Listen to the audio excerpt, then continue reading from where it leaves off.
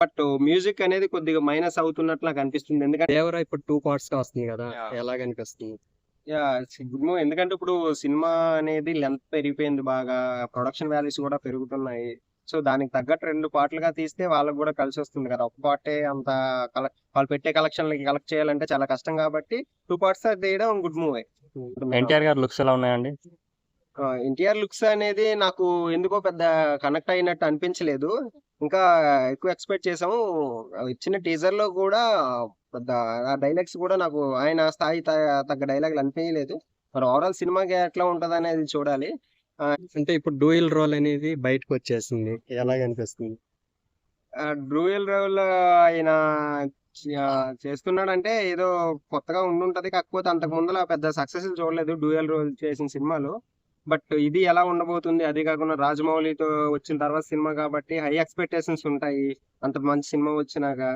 So, అదీ కాకుండా ఎవరైతే కొరటాల శివ గారున్నారో ఆటోమేటిక్‌గా ఆయన మంచి రైటరు. అంతకు ముందుల 5 బిగ్గెస్ట్ హిట్స్ ఇచ్చారు. ఒక ఫ్లాప్ వచ్చినంత మాత్రాన ఆయన దాన్ని ఇంకా ప్లస్ చేసుకొని ఇంకా మంచిగా రాసుంటారు.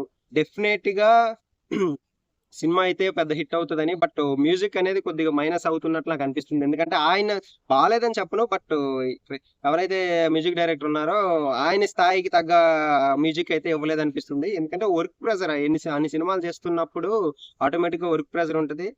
సో, మన వాళ్ళు కూడా ఏం జేయాలంటే ఔట్‌డేటెడ్ అనేది అయిపోయారనేసి వదిలేయకుండా పాత మ్యూజిక్ డైరెక్టర్లు మంచి ఆల్బమ్స్ ఇచ్చేటోళ్ళు చాలా మందున్నారు.